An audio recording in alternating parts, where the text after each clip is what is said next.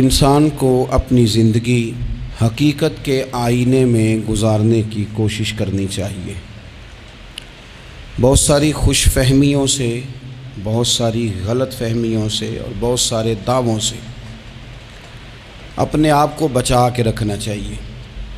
اللہ تعالیٰ کی رحمت پر امید رکھنا، نبی پاک صلی اللہ تعالیٰ علیہ وسلم کی شفاعت کی امید رکھنا، نیک اور صالحین کی نسبت کی امید رکھنا، یہ برا نہیں، یہ بڑا ہی بہترین ہے، یہ بڑا ہی خوبصورت عمل ہے، اس کی بہت ساری برکات ہیں۔ لیکن کسی غلط فہمی کا شکار ہو جانا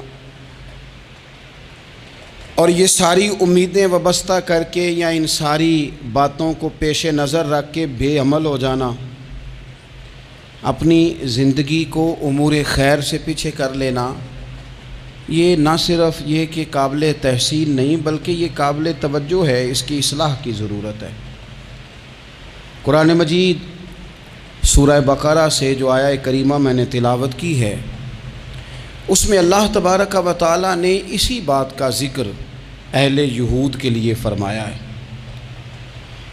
یہودی جگہ جگہ قرآن مجید بتاتا ہے کہ کہیں کہتے تھے کہ ہم اللہ کے بیٹے ہیں، معاذ اللہ، اللہ کے بڑے پیارے ہیں، ہمیں تو تھوڑے دنوں کے لیے عذاب ہوگا، بڑی جلدی ہمیں معاف کر دیا جائے گا۔ وہ بڑی لمبی چوڑی خوش فہمیوں کا اظہار کرتے اور بڑے بڑے دعوے کرتے۔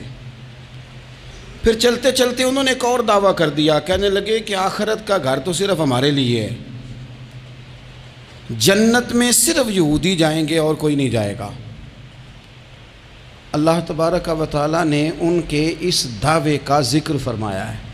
یہ دیکھیں دعویٰ کتنا بڑا ہے کہ آخرت کا گھر تو صرف ہمارے لیے، فقط ہمارے لیے۔ مسلمان یہ دعویٰ نہیں کرتے۔ نبی پاک صلی اللہ تعالیٰ علیہ وسلم نے جب اس بات کا اظہار کیا ہے تو اس طرح کیا ہے، فرمایا جنتیوں کی 120 صفیں ہوں گی اور 80 میری امت کی ہوں گی۔ لیکن یہ بھی فرمایا کہ باقی لوگ بھی تو ہوں گے نا، ان کی 40 صفیں ہیں لیکن جنت میں دوسرے پچھلے لوگ بھی موجود ہوں گے۔ یہ دعویٰ نہیں کیا کہ صرف مسلمان جائیں گے، ان سے پہلے جو نبی اور ان کی ایماندار اور نیک امتیں گزری ہیں ان میں سے کوئی جنت میں ہی نہیں جائے گا، یہ نہیں فرمایا۔ لیکن یہ اس طرح کے دعوے بعض لوگ کرتے ہیں اور سنائی دیتے ہیں۔ تو یہودی بھی یہ کہا کرتے تھے کہ جنت تو خالص ہمارے لیے اور کوئی نہیں جائے گا اس میں۔ تو اللہ کریم نے فرمایا کل ان کانت لکم الدار الآخرۃ عند اللہ خالصۃ من دون الناس، اے محبوب علیہ السلام آپ ان سے فرما دیں اہل یہود سے کہ اگر آخرت کا گھر اللہ کے نزدیک باقی سب لوگوں کو چھوڑ کے خالص تمہارے لیے ہی ہے، سب کو چھوڑ کے صرف تمہارے لیے ہے آخرت کا گھر، تو فتمنوا الموت، تو پھر جنت میں تو مر کے جانا ہے نا، لہذا موت کی تمنا تو کرو۔ پھر کہو نا یا اللہ ہمیں موت دے تاکہ وہ جو تو نے ہمارے لیے اتنی بڑی چیز بنائی ہے ہم اس سے استفادہ کر سکیں۔ پھر تم موت کی تمنا کرو ان کنتم صادقین، اگر تم سچے ہو۔ لیکن رب فرماتا ہے وَلَن يَتَمَنَّوْهُ أَبَدًا بِمَا قَدَّمَتْ أَيْدِيهِمْ، یہ کبھی بھی موت کی تمنا نہیں کریں گے، انہیں پتہ ہے جو انہوں نے کمائی کر کے آگے بھیجی ہے۔ یہ موت کی دعوے کریں گے کہ جنت میں صرف ہم ہی جائیں گے، لیکن کبھی بھی موت کی تمنا، یہ کبھی موت کی تمنا نہیں کریں گے، اس لیے کہ انہیں پتہ ہے کہ ہم نے آخرت کے لیے کیا۔ یہ جو بہت سارے لوگ کہتے ہیں نا میری نسبت اور میری بات اور بلے بلے سارا کچھ میں ہی ہوں، تو ان سے کہو پھر سارا پیسہ کوٹھی پہ ہی لگائے جاتے ہو، پھر تو جنت تمہارا انتظار کر رہی ہے، پھر یہاں اتنے خرچے کرنے کی تمہیں کیا مشکل پڑی ہوئی۔ قرآن مجید کہتا ہے یہ کبھی بھی موت کی تمنا نہیں کریں گے، ان کو پتہ ہے جو اعمال انہوں نے کر کے بھیجے ہیں۔ واللہ علیم بالظالمین، اللہ ظالموں کو جانتا ہے، اللہ کو خبر ہے۔ میرے نبی پاک صلی اللہ تعالیٰ علیہ وسلم نے فرمایا اگر یہودی موت کی تمنا کرتے، جب ان سے کہا گیا تھا نا کہ اگر آخرت کا گھر خالص تمہارے لیے ہے تو موت کی تمنا کرو، اگر اس مقام پر وہ موت کی تمنا کرتے تو اسی وقت سارے مر جاتے، ختم ہو جاتا معاملہ۔ اگر تمنا کر لیتے تو تمنا ہی نہیں کریں گے۔ خوش فہمیوں میں مبتلا ہونا، بڑی بڑی باتیں کرنا، بڑے بڑے دعوے کرنا، بڑے بڑے تذکرے کرنا، بڑی بڑی اعلانیہ گفتگو کرنا اور اپنے ہی خیال میں بڑا کچھ بن جانا، یہ سنجیدہ لوگوں کا طریقہ نہیں۔ میں نے کچھ آستانے اپنی آنکھوں سے دیکھے، وہ کہتے ہیں جناب ہمارے حضرت کی نسبت اور حضرت ساتھ بیٹھے مسکرا رہے ہیں۔ اتنی دیدہ دلیری تو نہیں نہ ہونی چاہیے، آپ اپنے سامنے سارا کچھ اپنے آپ کو کہلوا رہے ہیں۔ شیخ ہلکا ہلکا مسکرا رہے ہیں، ان سے پوچھیں تو کہتے ہیں جی میں تو نہیں انہیں کہتا، تو آپ کہتے نہیں تو منع کیوں نہیں کرتے؟ آپ خوش فہمیوں میں، نعت خواں کھڑا ہوا ہے تو اس نے نسبت کی بات شروع کیا تو اللہ جانے وہ کدھر کا کدھر پہنچ گیا ہے۔ میں کہتا ہوں کون انکار کر رہا ہے نسبت کے فیض کا؟ کون منکر ہے؟ یہی تو باعث نجات ہے ہمارے لیے امیدیں۔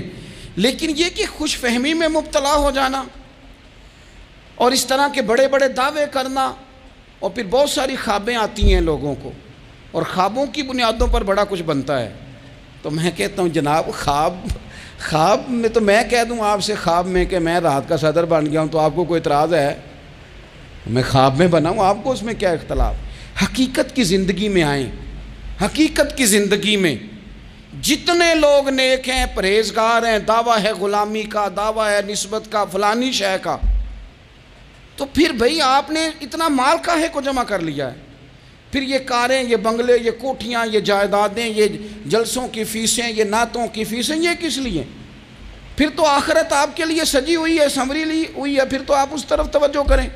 حقیقت پسندی کا مزاج جب تک قوموں میں نہیں آتا، قومیں اتنی دیر تک اپنی روحانی، اخلاقی اور کردار کی بلندی نہیں حاصل کر پاتی۔ تو موت کی تمنا، یہاں ایک بات اور سن لیں، شریعت اسلامیہ کے اندر مصیبتوں سے گھبرا کر موت کی تمنا کرنا منع ہے۔ کوئی شخص کسی مشکل میں ہے، بیماری میں ہے، تکلیف میں ہے، دکھ میں ہے، تو موت کی تمنا کرے کہ اس بیماری سے تو مر جاؤں تو اچھا ہے، تو یہ منع ہے اس کے لیے۔ ہمارے ہاں کچھ لوگ لا علمی کی بنیاد پر، چھوٹا سا جھگڑا گھر میں ہوا تو کہتے ہیں میں تو اللہ سے دعا کرتا ہوں میں اب مر ہی جاؤں۔ بھائی آپ اتنی سی بات نہیں سہ سکے اور آپ نے اتنی سی بات پر اتنی بڑی بات کر دی کہ میں اب چلا ہی جاؤں، اور یہ جھگڑوں کے اندر عام لوگ کہہ دیتے ہیں، یہ منع ہے۔ نبی پاک صلی اللہ تعالیٰ علیہ وسلم نے اس سے منع فرمایا، بلکہ مسلم شریف میں فرمایا کہ اگر تم نے کبھی دعا کرنی بھی ہو کسی وقت تو ان لفظوں سے کر سکتے ہو کہ یا اللہ جب تک میرا زندہ رہنا میرے حق میں بہتر ہے، مجھے دنیا میں رکھ، اور جب میرا یہاں سے چلے جانا تیری حکمت کا تقاضا ہے اور میرے حق میں بہتر ہے تو پھر مجھے ایمان کے ساتھ لے جا، پھر تو مجھے لے جا۔ تمنا موت کی کرنا اور مصیبتوں سے گھبرا کر کرنا، اور بھائی مشکلات میں جینا تو حسن ہے۔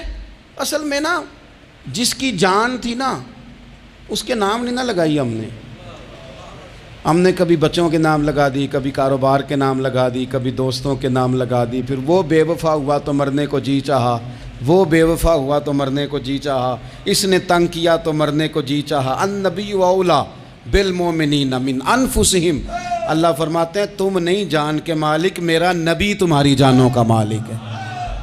جان پاوے نہ جان میرے محبوبہ، میں تے لگیاں توڑ نہ بھیساں، رات تیرے وچ رول کے مرساں، تے قدم نہ پچھاں ہٹیساں، شہر تیرے دے ٹکڑے منگساں، تے تیرے کتیاں دے قدم چمیساں، آزم اے جان امانت تیری، تو جدوں منگساں میں پیش کرے ساں۔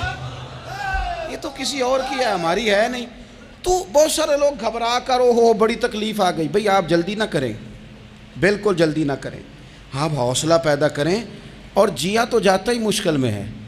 اقبال نے کہا تھا کار جہاں دراز ہے اب میرا انتظار کر، یہ زندگی لمبی ہے، یہ مشکلات سے ہو کر کے گزرتی ہے، اس میں مد و جزر رہتا ہے۔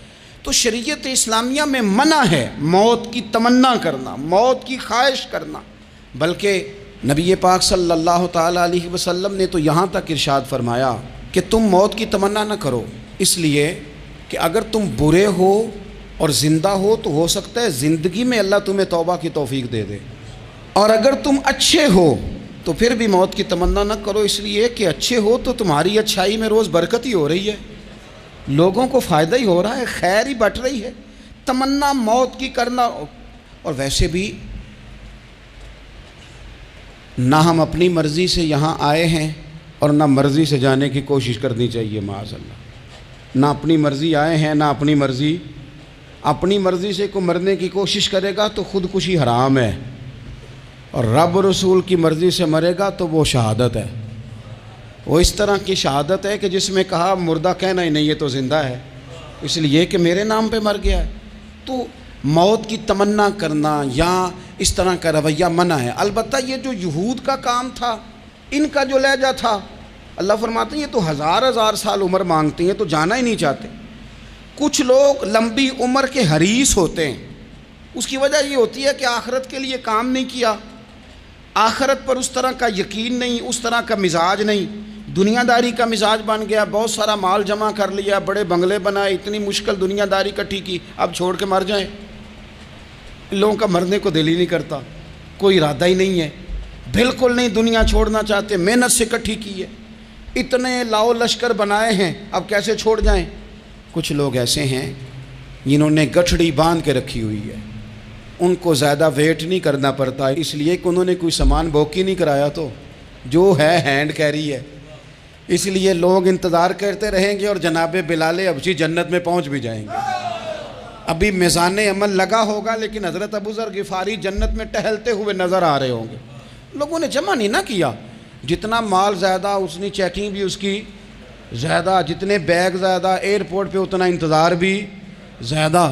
ہینڈ کیری والے کو کوئی مسئلہ اسی کسے دے کچھ بھی نہ لگ دے تے نہ کوئی ساڈا دردی، بھئی مال کاہے کا تو حساب کاہے کا۔ مولا علی شیر خدا کرم اللہ تعالی وجہہ الکریم سے کسی نے کہا ہم گنجائشیں تلاش کرتے ہیں نا، اور شریعت کی گنجائش اختیار کرنے میں حرج بھی کوئی نہیں ہوتا، شریعت گنجائش دیتی ہے، مال جائز ہو آپ کو تو آپ اس کو استعمال کریں، بڑا مکان بنائیں، بڑی جائیداد خریدیں، بڑی گاڑی میں سفر کریں، مہنگا موبائل خریدیں، اچھے کپڑے پہنیں، کوئی منع نہیں کرتا۔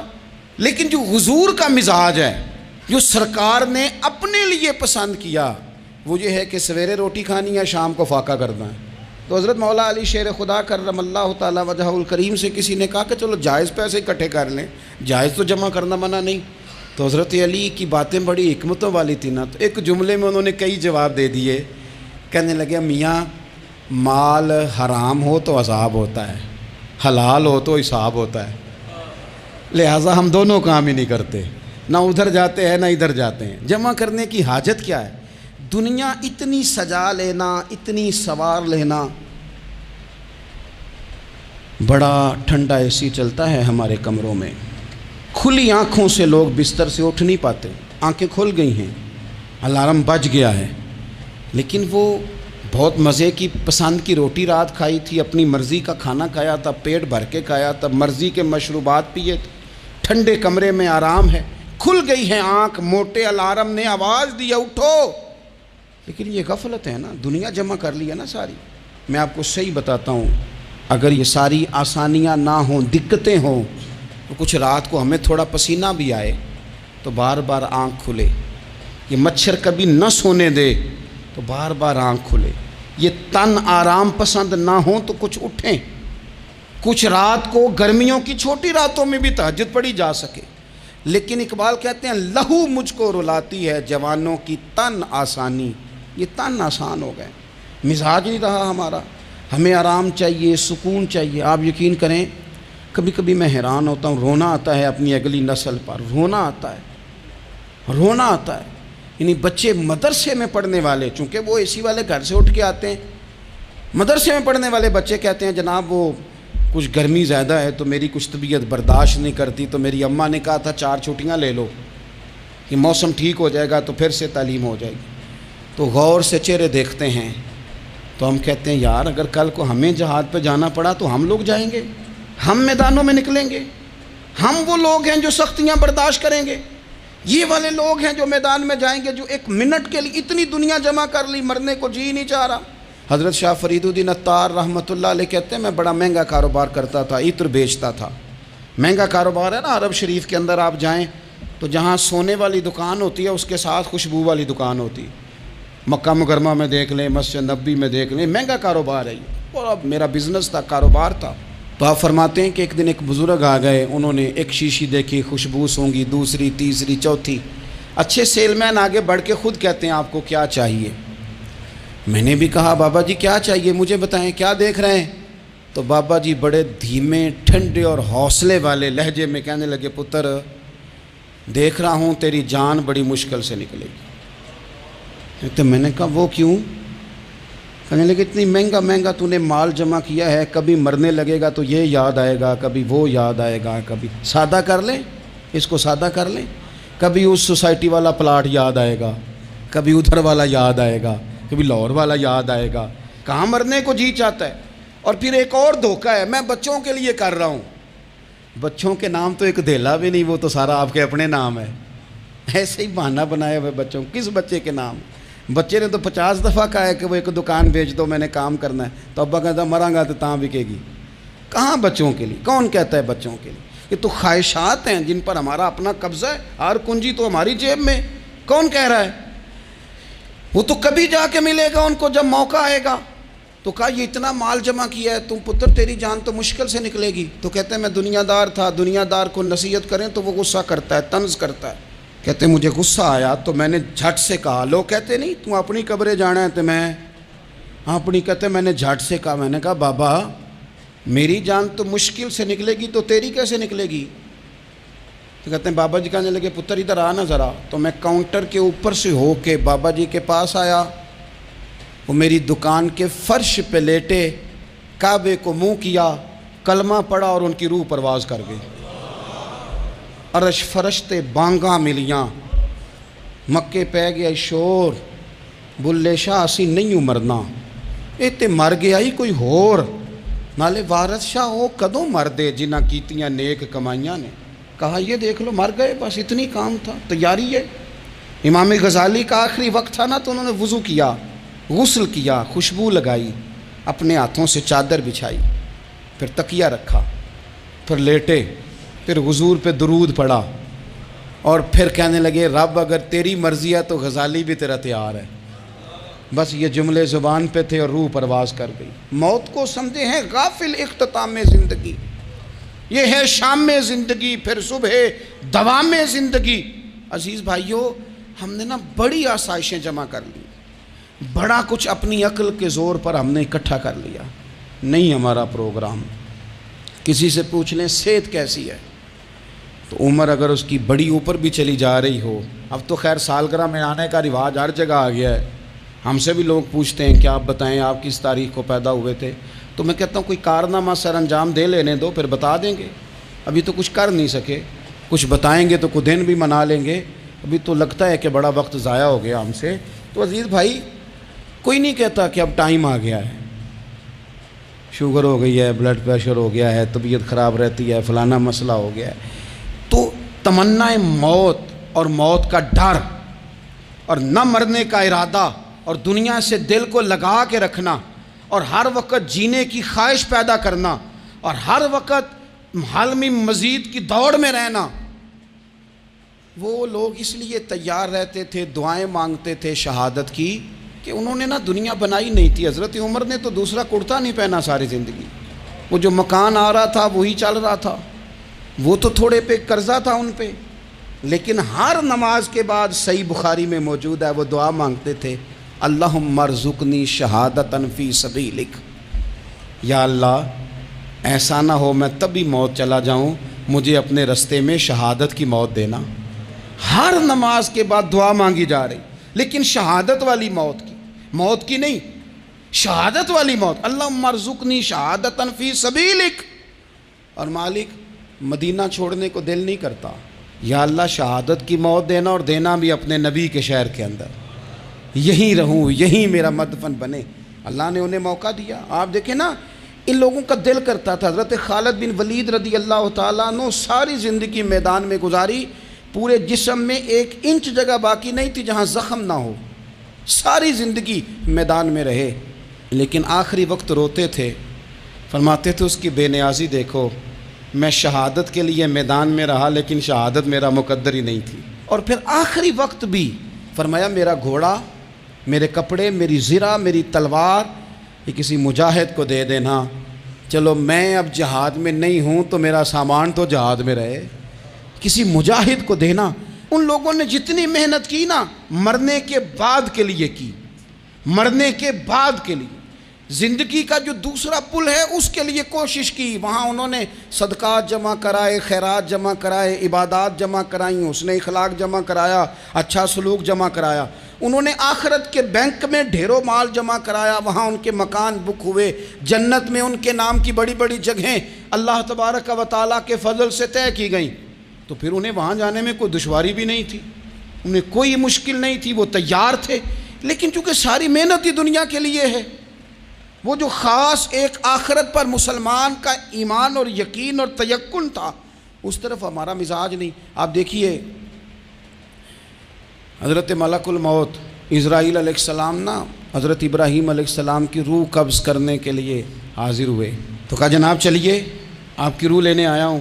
تو حضرت ابراہیم علیہ السلام فرمانے لگے اسرائیل، یہ قاضی ثناء اللہ صاحب پانی پتی رحمۃ اللہ علیہ نے اس کو تفسیر مظہری میں لکھا ہے، حضرت ابراہیم خلیل اللہ علیہ السلام فرمانے لگے اسرائیل کیا کوئی خلیل بھی اپنے خلیل کی روح قبض کرتا ہے؟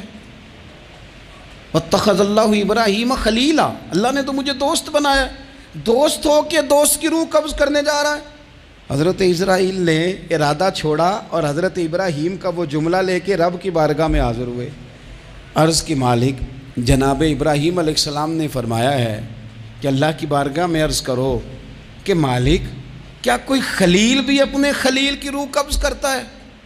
تو رب کریم نے فرمایا اب میرا بھی پیغام جا کے جناب ابراہیم کو دے دو، ان سے جا کے کہو رب فرماتا ہے کیا کوئی خلیل بھی اپنے خلیل کی ملاقات کو ناپسند کرتا ہے؟ آپ کو تو ملنے کو بلا رہے ہیں، موت تو ایک پل ہے، یہاں سے گزریں گے تو جا کے محبوب سے ملیں گے، تو کیا کوئی خلیل بھی ناپسند کرتا ہے کہ وہ اپنے خلیل سے ملاقات نہ کرے؟ حضرت سیدنا اسرائیل علیہ السلام پیغام لے کے آئے اور کہا ہے اللہ کے خلیل رب فرماتا ہے کیا خلیل بھی خلیل کی ملاقات کو تو حضرت ابراہیم تو کھول کے روئے، کہنے لگے اب دیر نہ کر، اب ذرا جلدی کر، اب ذرا جلدی لے جا۔ اور میرے نبی پاک صلی اللہ علیہ وسلم نے فرمایا، سیاستہ میں حدیث ہے، فرمایا تم میں سے جو رب سے ملنے کو پسند کرتا ہے نا، جو اللہ سے ملنے کا شوق رکھتا ہے نا، اللہ بھی اس کی ملاقات کو پسند فرماتا ہے۔ تم میں سے جو رب سے ملنے کا شوق رکھتا ہے، اقبال کیا کہتے ہیں؟ کہتے ہیں تیرے عشق کی انتہا چاہتا ہوں، تو میری سادگی دیکھ میں کیا چاہتا ہوں، میرا ذرا سا تو دل ہے مگر شوق اتنا، میں وہی لن ترانی سنا چاہتا ہوں، مالک میرا دل کرتا ہے میں تجھ سے کہوں رب آرینی، میں تجھے دیکھنا چاہتا ہوں، اور تو مجھے کہے لن ترانی تو نہیں دیکھ سکتا، میرا ذرا سا تو دل ہے مگر شوق اتنا، میں بھی وہی لن ترانی سنا چاہتا ہوں۔ پھر خود ہی کہنے لگے او بھری بزم میں راز کی بات کہہ دی، میں بڑا بے ادب ہوں سزا چاہتا ہوں۔ یہ تو سب کو بتانے والی بات ہی نہیں تھی جو میں نے بتا دی، بھری بزم میں راز کی بات کہہ، بڑا بے ادب ہوں سزا چاہتا ہوں۔ نبی کریم علیہ السلام نے فرمایا تم میں سے جو رب کی ملاقات کا شوق رکھتا ہے نا، اللہ بھی اس کی ملاقات کو پسند فرماتا ہے۔ اور فرمایا تم میں سے جس کا رب سے ملنے کا شوق نہیں نا، اللہ بھی اس کی ملاقات کو پسند نہیں فرماتا۔ یہ سیاستہ میں حدیث ہے۔ ایک دفعہ غور کر نہ لیں، فلاں سے ملنے کو بھی جی چاہتا ہے، فلاں علاقہ دیکھنے کو بھی جی چاہتا ہے، فلاں کی ملاقات کو بھی جی چاہتا ہے، کبھی اس کو ملنے کو بھی جی چاہتا ہے جس نے بنایا ہے سارا کچھ، کبھی اس کی صحابہ تو تڑپ کے حضور کی بارگاہ میں آئے تھے نا، وَإِذَا سَأَلَكَ عِبَادِي عَنِّي فَإِنِّي قَرِيبٌ، تڑپ کے کہا تھا یا رسول اللہ صلی اللہ علیہ وسلم سالوں بیت گئے، سجدے کرتے، عبادت کرتے، روزہ رکھتے، حج کرتے، زکوٰۃ دیتے، اب دل کرتا ہے کبھی وہ ملے، کبھی اسے دیکھیں، کبھی یہ حقیقت منتظر نظر آ نہ لباس مجاز میں، لاکھوں سجدے تڑپ رہے ہیں میری جبین نیاز میں، دل کرتا ہے ملنے کو۔ تو جب صحابہ نے آ کے حضور کی بارگاہ میں یہ عرض کی نا یا رسول اللہ رب سے ملنے کو جی چاہتا ہے، تو اللہ نے فرمایا وَإِذَا سَأَلَكَ عِبَادِي عَنِّي فَإِنِّي قَرِيبٌ، اے محبوب جب میرے بندے آپ کے پاس آ کے میرے بارے میں سوال کریں تو ان سے فرما دو میں تو ان کے قریب ہی ہوں، جب بھی دعا مانگیں گے میں ان کی دعاؤں کو قبول فرماؤں گا، میں قریب ہوں ان کے۔ اپنے دل کے اندر شوق ہو، اللہ رسول کی طرف بڑھنے کا شوق ہو، مسلمان موت سے نہیں ڈرتا، لیکن صحیح بخاری اور صحیح مسلم میں حدیث ہے، نبی پاک علیہ الصلوۃ والسلام نے فرمایا آج ایک مسلمان 1000 کافر کو آگے لگا لیتا ہے اور کافر بھاگ جاتا ہے، ایک وقت آئے گا ایک کافر ہوگا اور 1000 مسلمان کو بھگا ڈالے گا۔ یا رسول اللہ کیوں؟ ہمارے پاس اسلحہ نہیں ہوگا، ہمیں لڑنے کا سلیقہ نہیں آئے گا؟ تو نبی پاک علیہ السلام نے فرمایا یہ مسئلہ نہیں، تمہیں وہن ہو جائے گا، وہن۔ یا رسول اللہ یہ وہن کیا ہوتا ہے؟ تو حضور نے فرمایا تمہیں نا زندگی سے پیار ہو جائے گا، تمہیں مرنا برا لگے گا، کراہت آئے گی مرنے سے، تم مرنا نہیں چاہو گے۔ تو جب کسی کو زندگی سے پیار ہو جائے تو پھر وہ بھاگتا ہے، پھر وہ ہر بندے کی ہر بات مانتا ہے چونکہ وہ جینا چاہتا ہے۔ اور کچھ لوگ ایسے ہوتے ہیں، وہ جب بدر میں مسلمان پہنچے نا تو جاسوس بھیجا ابو جہل نے، کہا جاؤ پتہ کر کے آؤ لوگ کتنے ہیں اور ان میں جوان کتنے ہیں، بوڑھے کتنے ہیں اور اسلحہ کتنا ہے۔ جاسوسی اس دور میں بڑی آسان تھی، کوئی مخصوص وردی تو فوجیوں کی ہوتی نہیں تھی۔ تو وہ شخص آ گیا، مسلمانوں کو دیکھ کر واپس گیا تو جا کے اس نے بدر کے دن ابو جہل سے کہا کہ وہ 313 ہیں اور ان میں بچے بھی ہیں، بوڑھے بھی ہیں اور اسلحہ بھی زیادہ نہیں، اور گھوڑے اور اونٹ اور سواریاں بھی تھوڑی ہیں۔ تو ابو جہل بڑا ہنسا اور معاذ اللہ کہنے لگا کیا ان نے ہم سے لڑنا ہے، تھوڑے سے تو لوگ آئیں، اس طرح کرو صبح نا انہیں پشتوں پہ باندھ کے نا گھوڑوں کی تو مکے لے چلتے ہیں، وہاں جا کے دیکھیں گے ان کے ساتھ کیا کرنا ہے۔ تو وہ جاسوس کہنے لگا پوری بات تو سن لے۔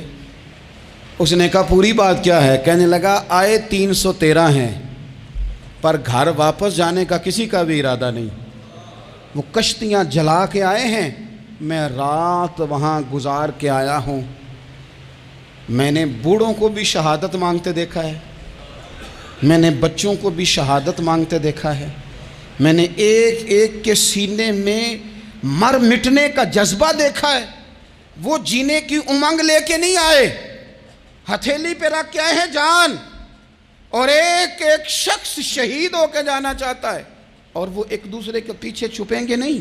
یہ جو موت ہے نا، موت یہ تو ایک پل ہے، اس سے گزریں گے، اللہ رسول کے حضور جائیں گے، جنت کی نعمتیں، خدا کی تیار کی ہوئی رحمتیں مسلمان کا آگے بڑھ کے استقبال کریں گے۔ حضرت عمار بن یاسر رضی اللہ تعالیٰ عنہ کو زخم لگ رہا ہے میدان جہاد میں، اور تیز زخم لگ رہا ہے، سخت تکلیف میں۔ تو ایک شخص نے آ کے پوچھا کیا حال ہے؟ تو آپ فرمانے لگے حال کیا ہونا ہے، تھوڑا سا ٹائم رہ گیا ہے۔ تو بندہ پریشان ہو گیا، اس نے کہا کس بات میں؟ فرمانے لگے تھوڑا سا ٹائم رہ گیا ہے، بس میں نبی پاک سے ملنے والا ہوں اور حضور کے صحابہ سے ملنے والا ہوں۔ حضرت عمار بن یاسر رضی اللہ تعالیٰ عنہ کہنے لگے تھوڑا سا ٹائم رہ گیا، تھوڑا سا مرنا مرنا ہر کوئی آکھے تے میں بھی آکھاں مرنا، تے جس مرنے تھی خوشبو نہ آوے او مرنا کی مرنا، تے جس مرنے وچ سونا راضی اس مرنے تو کی ڈرنا۔ ایک گل رکھنا یاد کہ میرا جس دن ہووے مرنا، سب کچھ کرنا، سب کچھ کر کے میرا منہ روزے ول کرنا، شاید میرا آقا آوے میں دیدار حضور دا کرنا۔ فرمایا کہ وہ تو بالکل قریب آ گیا ٹائم۔ حضرت سیدنا بلال حبشی رضی اللہ تعالیٰ عنہ آخری وقت ہے، لوگ بڑا اس کا منظر جب بیان کرتے ہیں تو خوفناک بیان کرتے ہیں، اس طرح کا لہجہ اختیار کرتے ہیں کہ بات سن کے بندہ کانپ جائے۔ سیدنا بلال حبشی رضی اللہ تعالیٰ عنہ بالکل آخری وقت ہے، جانے کا ٹائم۔ تو حضرت بلال کی اہلیہ قریب بیٹھی ہیں تو کہنے لگی بڑے غم کا موقع آ گیا، غموں کی رات شروع ہو گئی، حالات میرے لیے مشکل آ گئے۔ آپ نے فرمایا کیا ہوا؟ کہنے لگی آپ جا رہے ہیں؟ تو حضرت بلال کہنے لگے یہ غم کا موقع نہیں، یہ تو خوشی کا موقع ہے، میں جاؤں گا تو حضور سے ملوں گا نا، جاؤں گا تو نبی پاک سے ملاقات ہوگی، یہ تو میرا ملاقات کا وقت آیا۔ تو اپنی زندگی کے اندر انسان کچھ اپنی آخرت کے لیے کرے، کچھ زاد راہ جمع کرے، کچھ وہ تیاری کرے، کچھ اس کے پاس ایسے اعمال ہوں جس کی بنیاد پر اس کا رب رسول کی بارگاہ میں حاضری کو جی چاہے۔